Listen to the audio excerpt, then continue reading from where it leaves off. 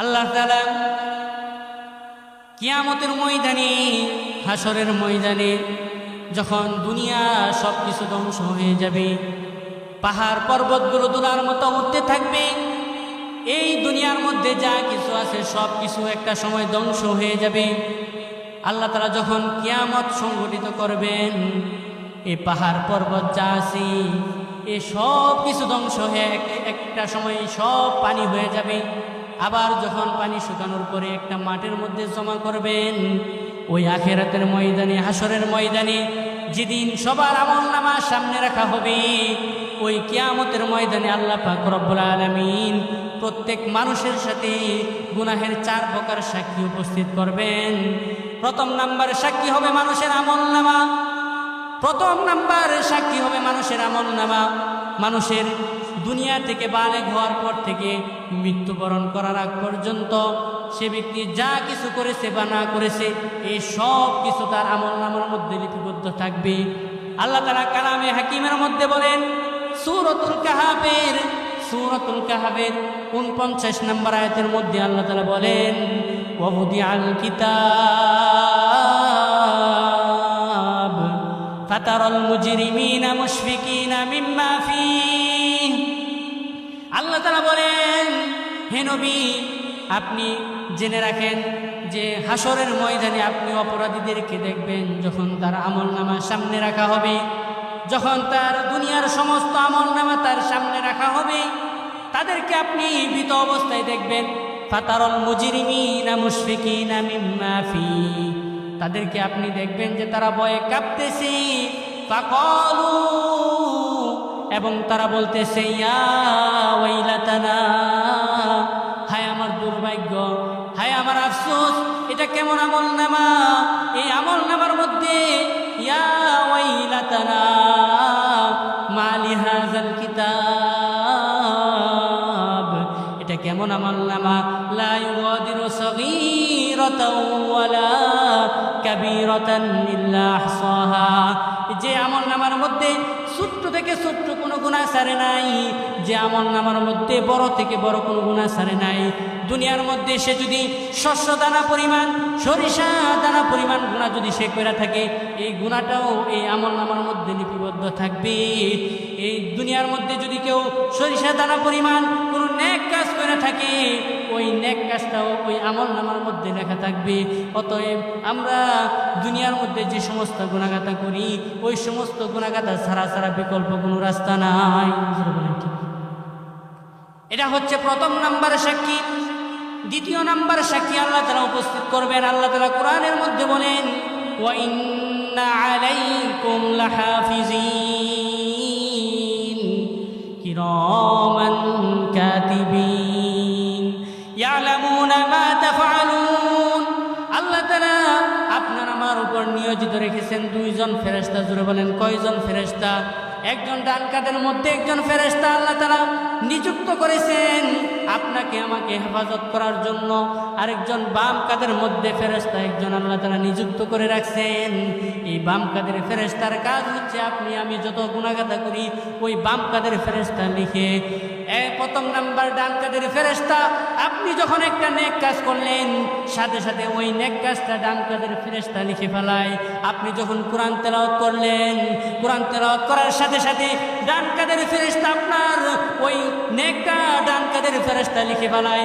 আপনি যখন কাউকে একটু দান করলেন, ওই দান করার যে সওয়াবটা আছে, সওয়াবটাও কিন্তু ডান কাঁধের ফেরেশতা লিখে ফেলায়। এমনভাবে আপনি আমি যত ধরনের নেক আমল করতে থাকি, সমস্ত নেক আমল এই ডান কাঁধের ফেরেশতা লিখে। জোরে বলেন সুবহানাল্লাহ। ঠিক তেমনি ভাবে আপনি আমি সকাল থেকে নিয়ে সন্ধ্যা পর্যন্ত, রাত্রে ঘুমানোর আগ পর্যন্ত সারাদিন যে সমস্ত গুনাহগাতা করি, ওই সমস্ত গুনাহগাতা কে লেখে? জোরে বলেন, এই বাম কাঁধের ফেরেশতা লিখে ফেলাই। এই বাম কাঁধের ফেরেশতা কিন্তু আল্লাহ তাআলা সবার সাথে নিযুক্ত করে রাখছেন। যে যেখানে গুনাহগাতা করুক না কেন, সব গুনাহগাতা এই বাম কাঁধের ফেরেশতা লিখে ফেলাই। নাউজুবিল্লাহ পড়েন। এটা হচ্ছে দ্বিতীয় নাম্বার সাক্ষী। আল্লাহ তাআলা মানুষের তৃতীয় নাম্বার সাক্ষী উপস্থিত করবেন। কি সাক্ষী? আল্লাহ তাআলা বলেন, মানুষ যে সমস্ত অঙ্গ প্রত্যঙ্গ দ্বারা গুনাহগাতা করি, ওই সমস্ত অঙ্গ প্রত্যঙ্গই আপনার আমার বিরুদ্ধে সাক্ষী দিবে।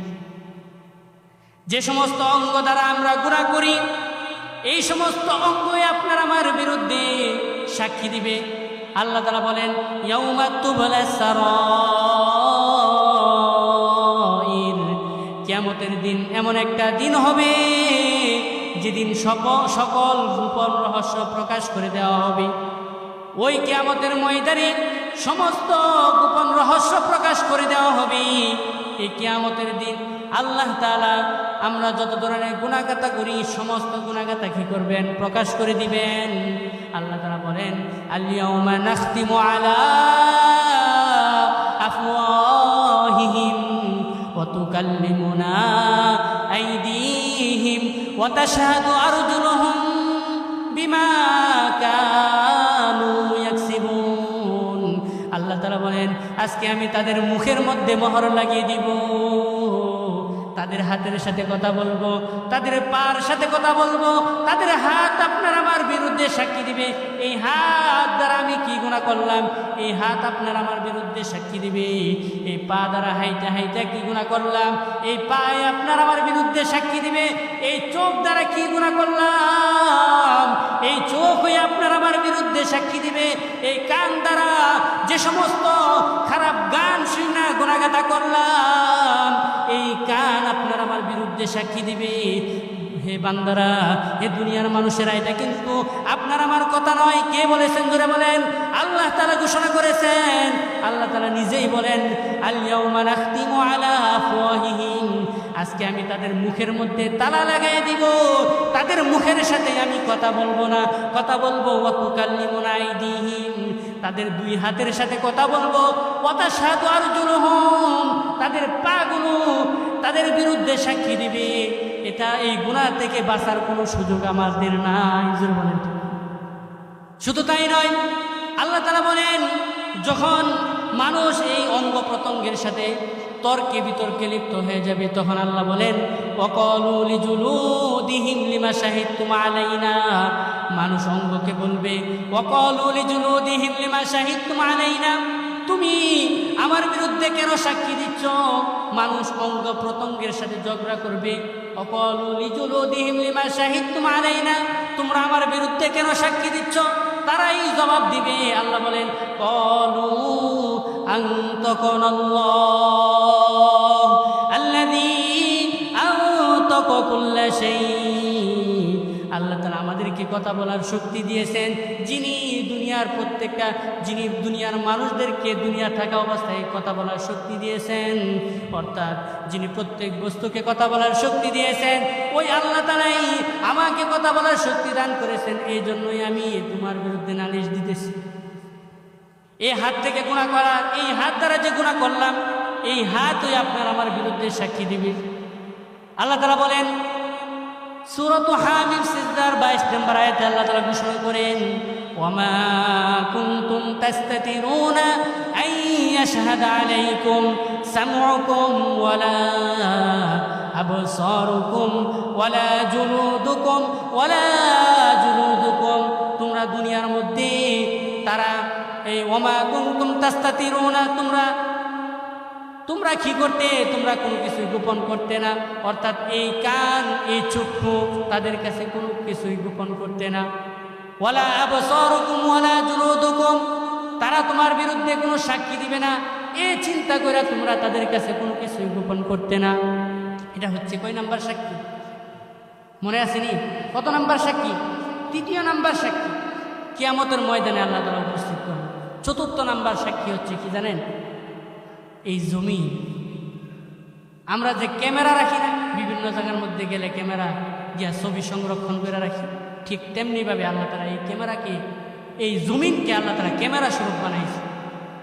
এই ক্যামেরা, এই জমিনের কোন জায়গার মধ্যে দাঁড়ায় গুনাহ করলাম, কোন জায়গার মধ্যে বৈশা গুনাহ করলাম, কোন জায়গার মধ্যে হাইটা গুনাহ করলাম, এই সব কিছু এই জমিনই প্রকাশ করে আল্লাহ তাআলা সূরাতুল জিলজালের মধ্যে 4 এবং 5 নম্বর আয়াতে আল্লাহ তাআলা ঘোষণা করেন, ইয়াউমাইযিন তুহাদ্দিসু আখবারাহা, ইয়াউমাইযিন তুহাদ্দিসু আখবারাহা, সেদিন জমিনও সংবাদ পরিবেশন করবে। জমিনও বলে দিবে আমরা কি করেছি বা না করেছি, এই সব কিছু বলে দিবে। হযরত